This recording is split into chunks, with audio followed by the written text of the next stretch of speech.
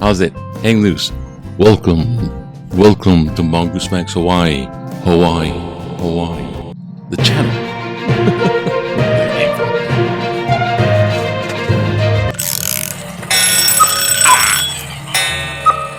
Sorry. Hi, this is another pre-recorded rush job. Why? Because we like it. Now I have to do a little pre-recording, and then pre-editing, and then post, and then there's stuff because my bedroom is damaged, and I need a conversation. Because actually today I have a speech today. It's the ghost speech, conversation, force. I shall talk with forceful voice. Bad blue. And they're gonna say I'm bad. Yeah, I have the ghost speech. It's actually today, but you're seeing this you're seeing this today, and I did it yesterday. But for me, I gotta run off and do it today. So I'm gonna bring the ghost. I'm gonna bring some of the ghost paranormal hunting toys, like the cat ball, just like that. I'm gonna bring it, and then what else am I gonna bring? Oh yeah, the ghost box, which is hello. This is fun. Everything is such a hot mess. Okay, that's nice. Point. Recover. Pause. How's that? Woo. So for today, Michael is having his surgery on his shoulder, so it's a big day for him. It's a big day for all his friends. Are rooting for him to recover well. I mean, he's a champion winning bodybuilder, on stage body freaking building. He's done that stuff, and it's still in his DNA to be the bodybuilder. He's cut weight because he's trying to say, it's injury. So when that's done, I don't know, I'll go over and teach him chess. That'll probably be tomorrow's video. Prepare yourself. And here is the headline.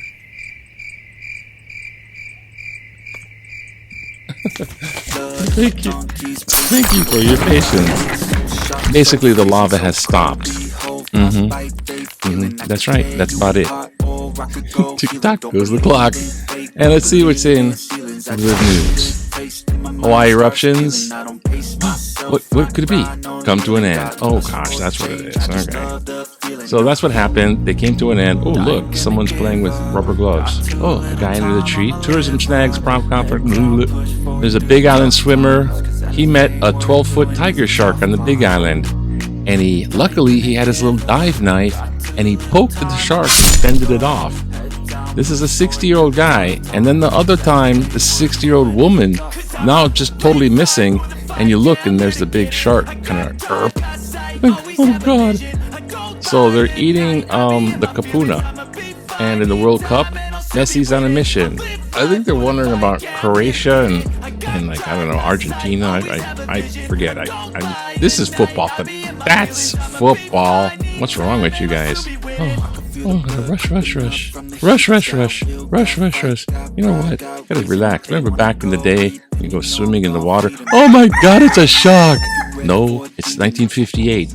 And that's Flipper. It's a 6-foot porpoise. Slices through the waters at Alawai Canal. Oh, well, boaters believe it was constant before. Why is this blurry? It was eventually captured. The mature mammal appeared to be swim into the narrow, knowing how to get out. So Flipper swam into the Alawai and went, "How do I get out of here?" Why does the water have poopy in it? What's wrong with this place? Thank you. Okay, one little ditty out of the letters to the editor in case I don't upload stuff for him. I don't know. I better cover my bets. Late night Waikiki no longer feels safe. My wife and I do some staycationing in Hawaii for a variety of reasons, and in general, enjoy it. But I personally enjoy it less, knowing and feeling that I'm staying somewhere that has become increasingly violent.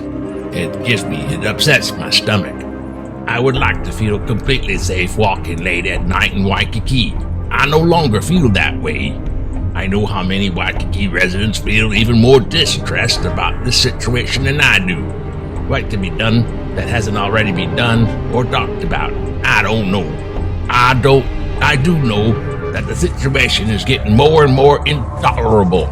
Or is this our new normal, and intolerable has become something we just have to live with? I would hate to believe that is now the case. Roman Bavarian says, Alayamanu, and don't call me a fraidy cat. Thank you, Roman. I don't feel safe in Waikiki at all.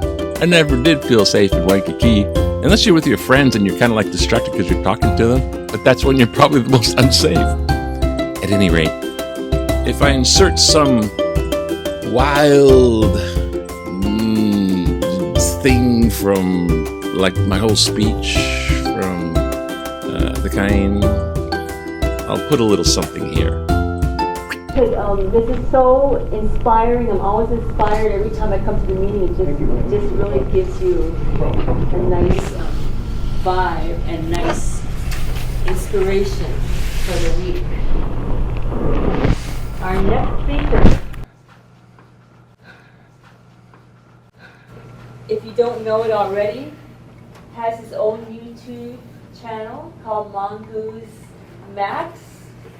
And his viewers are going up. I am one of the viewers. I always hit the thumbs up button. And he is very talented at filming, editing, and adding sounds. Does in the past with his stories of the paranormal. So get ready, he's here to do it once again. He investigates not only the paranormal, but he investigates the investigations about the paranormal. Today, he is surprising us by having not only stories, but paranormal toys. Are you intrigued? The purpose is to speak to inform, and this is a 6 to 8 minute speech called Paranormal Conjurings. Let's welcome.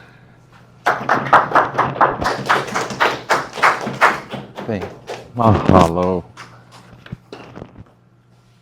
Be prepared to be petrified by pixies, poltergeists, and paranormal phenomenon.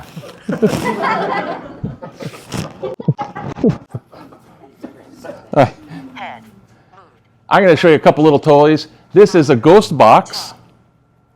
It has a bunch of words in its dictionary, and when you move it or it detects, it's just sort of telling you things that it thinks the ghosts are telling it to say. I'm just going to leave it on. This here is a cat ball. The cat ball is used by a cat. You turn it on, and the cat pounders it and pushes it, and it lights up for about 8 seconds. And whenever it gets hit again, it goes off. So with a little bit of wax, it's now situated still here. If it goes off, something must have happened. I gotta confess, I'm a little bit, foo-fammed with all this sleigh ride and the holidays. So luckily, I brought a few notes. Yeah, just a few from the illustrious, just a few notes. From the illustrious Dr. Hans Holzer, professor of paranormal psychology.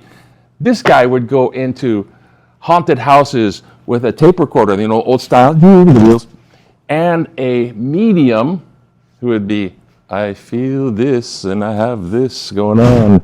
So if you believe the medium or his, he's recording the medium going into a trance and having the, I feel cold.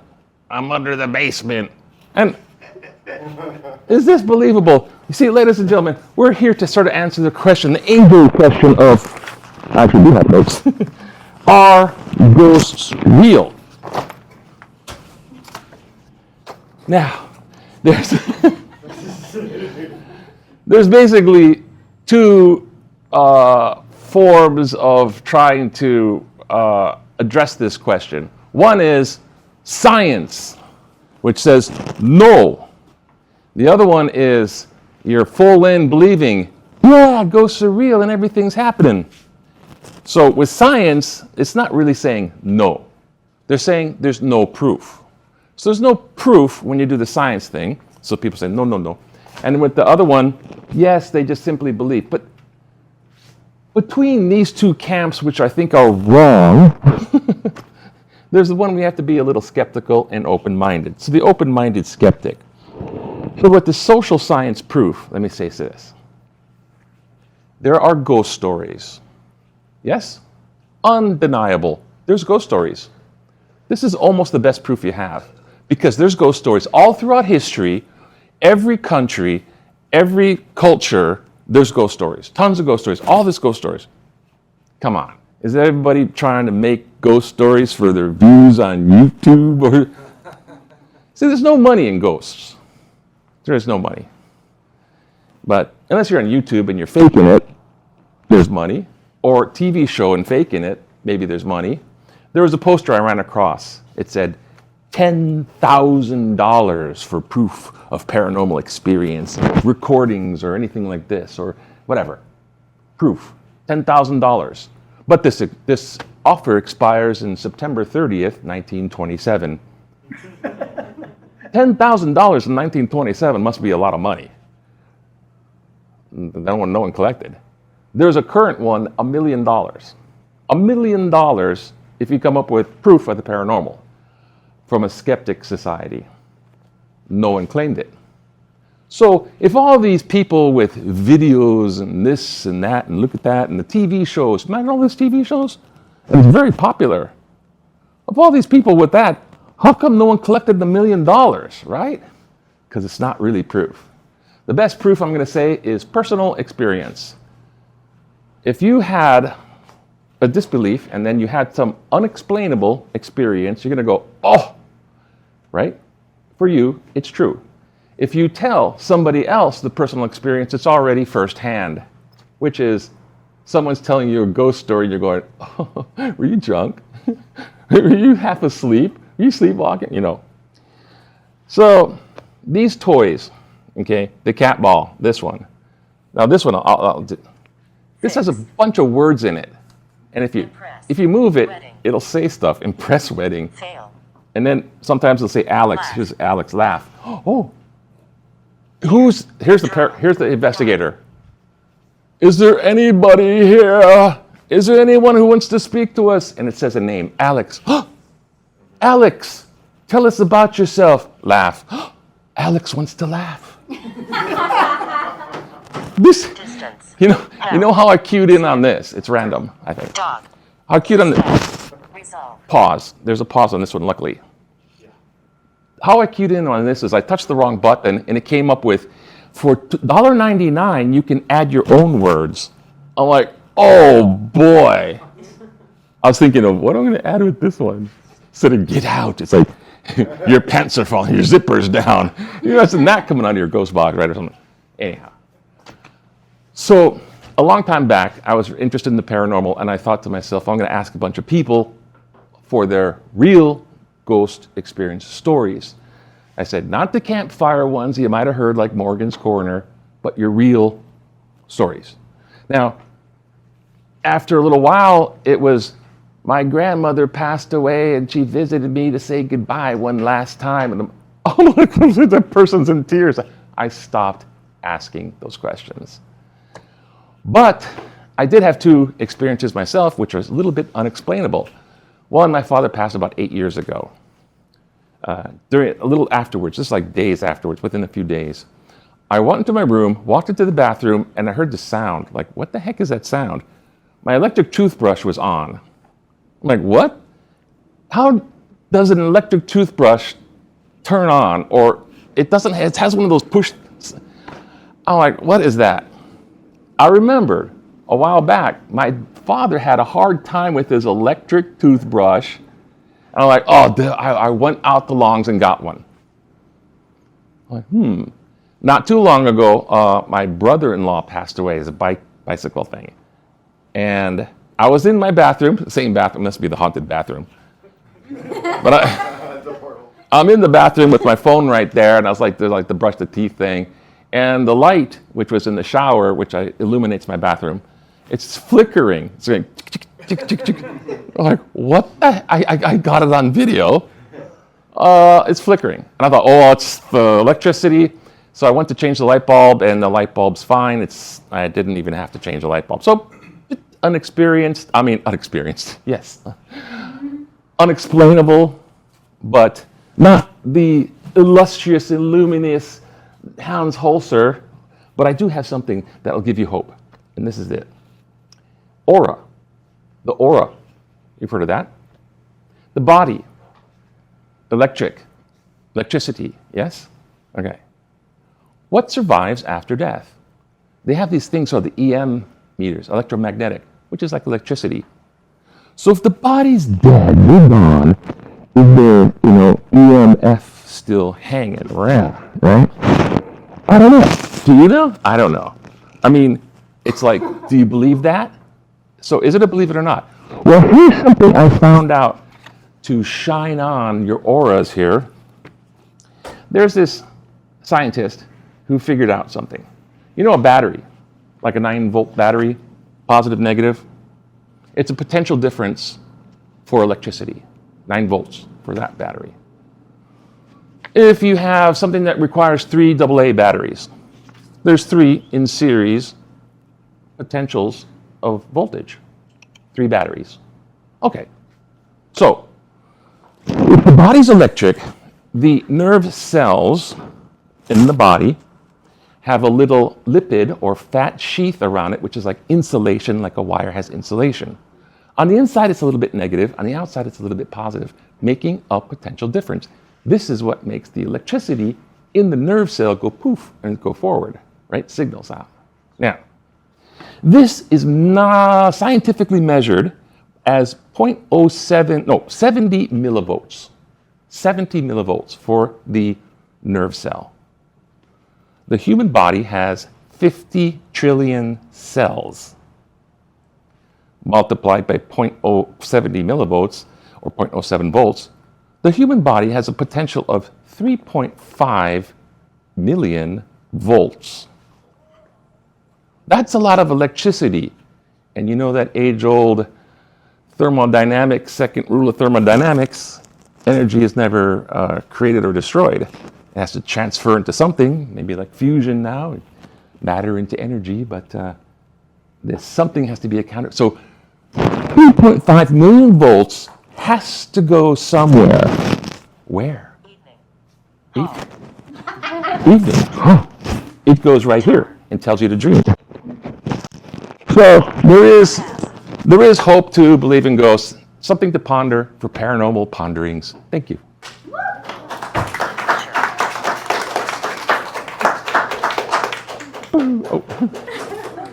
Just out of curiosity, how many people here have ghost stories that they have experienced? Wow, 1, 2, 3, 4, 5, Yeah, 6, I have too. 7, Talking 8. about maybe putting it on his YouTube channel. What was the At some channel point. again? The name? Sorry.